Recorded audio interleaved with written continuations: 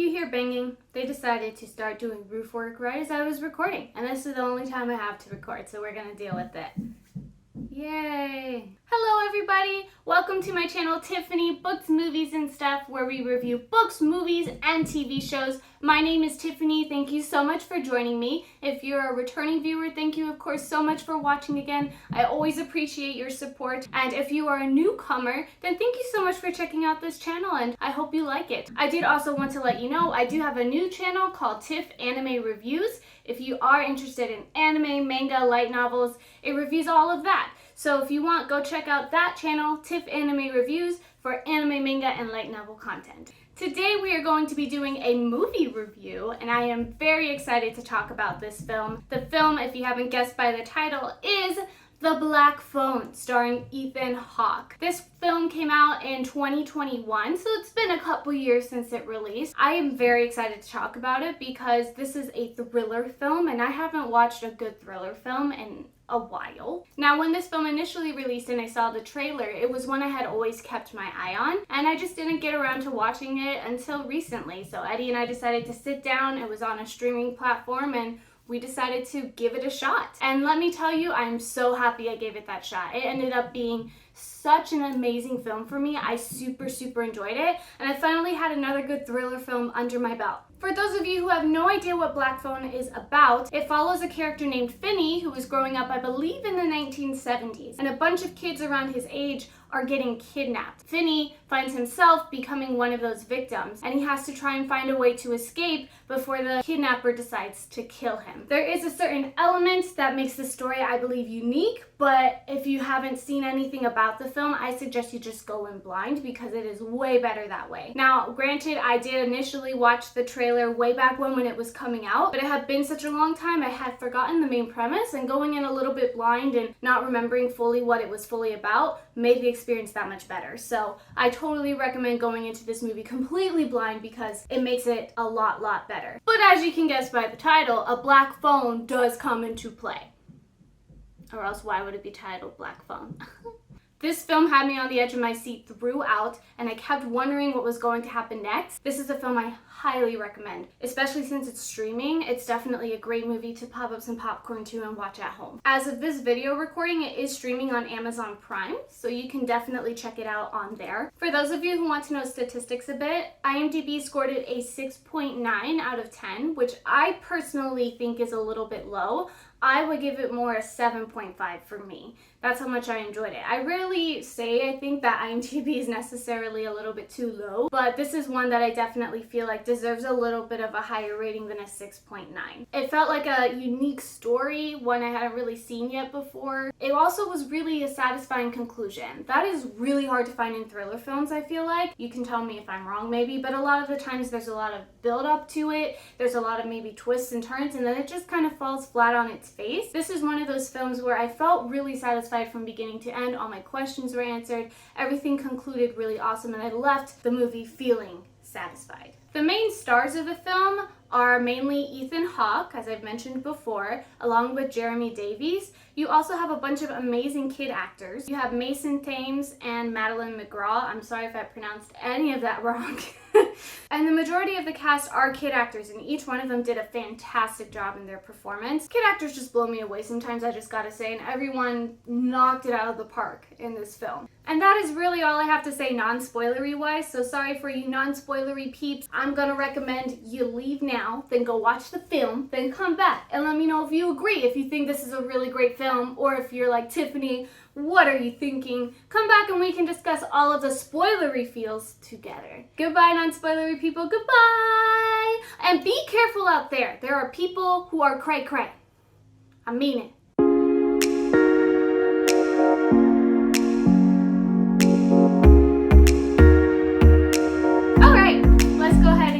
Spoilery section. I was a little worried at the beginning when I saw most of the cast were kids. Not that kids can't do a fantastic job. I mean, look at Stranger Things.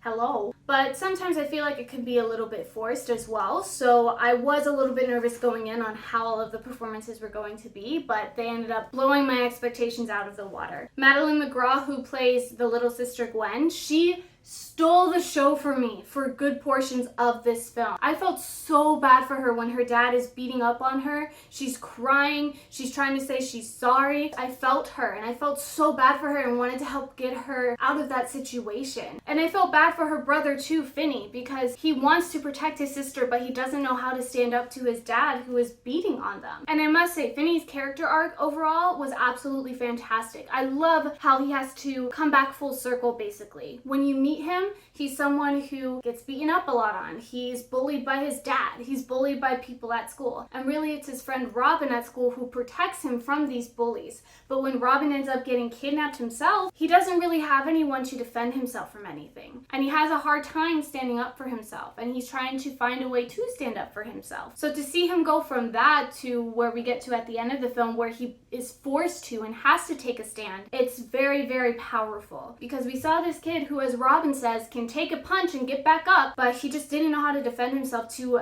being in a situation where he absolutely had to defend himself, where he was going to die. I love just how everything came back around, and that's a big part of the reason I loved this film, is everything came back around in the end. Now, the dad, played by Jeremy Davies, he also had an interesting arc, because again, when we meet him, he's beating on his kids. He's depressed, he's scared because his daughter Gwen is having visions, and he lost his wife, who was also having visions because she went insane, if I remember correctly. So he is super concerned that Gwen is going to go the same route as his wife did. But he ends up just taking out all of his anger and depression on his kids, and it's really, really sad. And that speaks a lot to Jeremy Davies' performance too, because by the end, he's another character that kind of has a turnaround. Not fully, he's not fully redeemed by the end, but he definitely starts to come around. I think the big turning point is when he has that conversation with Gwen, talking about how he doesn't want to lose her to these visions, but he ends up relenting and letting Gwen use her visions to be able to find her brother. And they work together to try and figure out where he's at so they can save him when he gets kidnapped. So again, by the end, you can tell that he's going to work on being a better man and being a better father to them. You don't fully see it, of course. You're starting to see the aftermath of everything that happened, and you can see the trajectory it's gonna go after the film ends. We really start off hating him and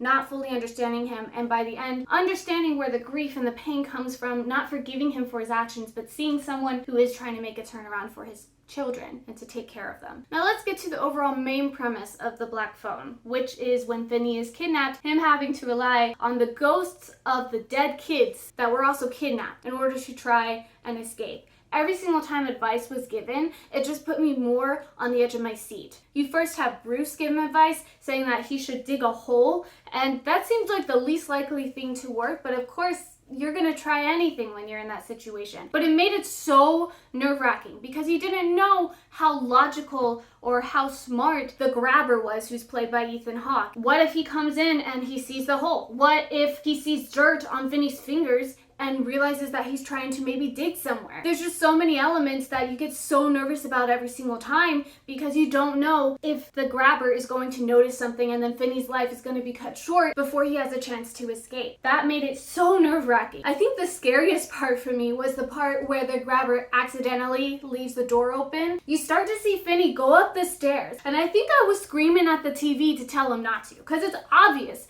It's obvious it's a setup. And luckily one of the ghosts gives him advice not to, but it's still terrifying because you understand the logic. The door's open. What if he did leave it open accidentally? Can I maybe escape? But as an audience member, you have this sense of dread because you're very aware this is no way that this is just an accident. This is something set up, and it could end up killing Finney in the end. It makes it very nerve-wracking. Ethan Hawke as the grabber did an absolutely fantastic job at being super, super creepy. I loved the different masks that he had, where they can be happy or sad depending on his mood. He was terrifying just sitting in a chair. That part again where the door is left open accidentally, it cuts to Ethan Hawke's character, the grabber, sitting in his chair with the belt, with that angry face, waiting for Finney to come up. And it puts into perspective just how close Finney was to getting hurt really, really badly and put into an even worse predicament. Ethan Hawke, great job, man.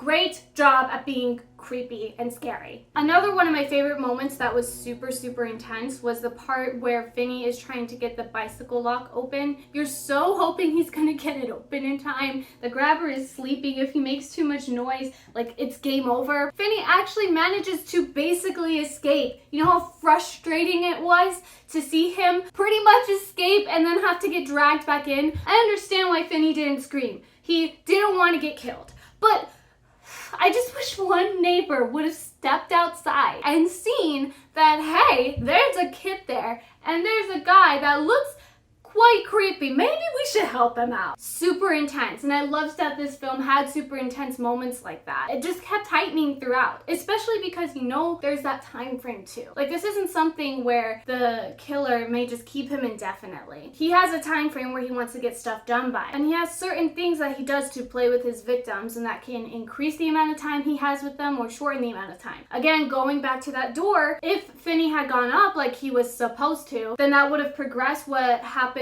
with the grabber, and the grabber would have probably killed him sooner. So it's terrifying knowing that there is a time frame. This isn't a dude who's just gonna keep you kidnapped because he likes you indefinitely. Like, you have to get out at some point or else that's it. You're gonna die at some point then. I also really liked the grabber's brother, who's played by James Ransone, if I'm not mistaken. It was cool to see him. It took me a good portion of the movie to figure out where I knew him from. But he actually plays the older version of Eddie in It. And I realized that's why I like this dude. He's a super great actor. I think he did so great at weirdly blending a little bit of humor within a very dark premise. Because you have this guy who's obsessed with finding out where this kidnapper is because he wants to solve it and help these kids out. And you slowly see him realize and deduce that these kidnappings may be happening in his own house. I don't know, just the actor did a really great job of blending a little bit of humor. Like, you're kind of laughing a little bit because of the fact that he's slowly realizing, hey, it's happening right beneath you and you don't even know it. But overall, James Ransone did such a good job. I was so sad when his character died, especially in that brutal fashion. My gosh. He was a character I really wanted to survive throughout this film. I also felt frustrated for Finney when he's trying to go through the freezer. That felt like, in all honesty, the best escape plan. I, for a minute, thought he was maybe going to escape that way. It seemed perfect. Just the fridge was too heavy and full with meats for the dog that he wasn't able to knock it over. And I just felt his frustration every time he was like banging on the freezer to try and get it open, and you're going,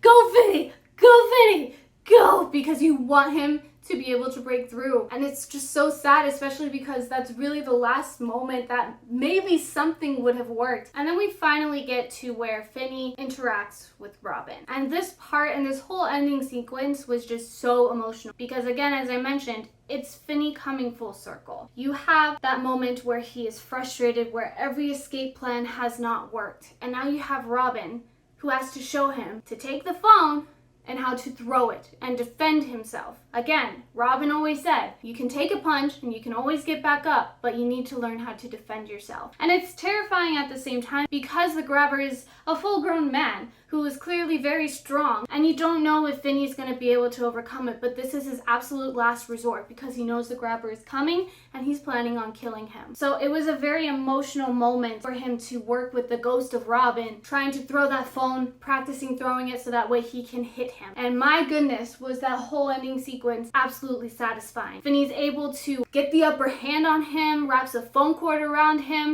It was awesome. He was able to defend himself, and I love that he was able to put the phone up to the grabber at the end, and all of the different kids that he had killed were able to give him a message. One saying the catchphrase, "You don't have much time," and stuff like that. It just gave me chills, and it made me feel like, yes, get him. I loved how satisfying that was. And then of course you have Gwen and the dad able to locate where they're at. Beautiful ending sequence. And like I mentioned in the non-spoilery section, I feel like really satisfying conclusions are very hard to find in thrillers, just because of the fact that a whole point of a thriller is to have this big build-up and then hopefully it lands on its feet. But because of that big build-up, you need a lot of the time stories like that can end up falling flat. So to have this one just feel beautiful beginning to end, I loved that. It's so nice to see that in a film, especially when you're not sure which direction it's going to head. I think for me, what also makes the ending really powerful is because of the topic at hand. Yes, in this film there are supernatural elements in the sense that Gwen can see visions and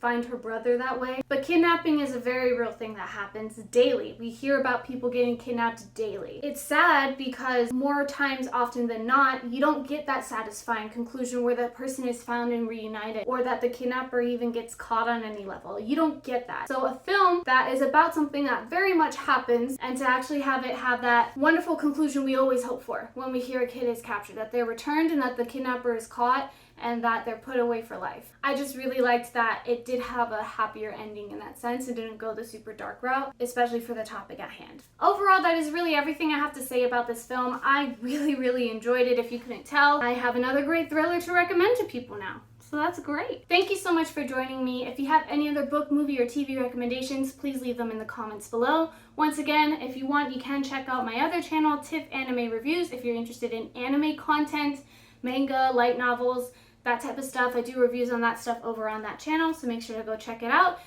Thank you so much for joining me. I always appreciate you guys. Have a great day, evening, afternoon, whatever time of the day you're watching this, and don't forget to be awesome. All right, goodbye!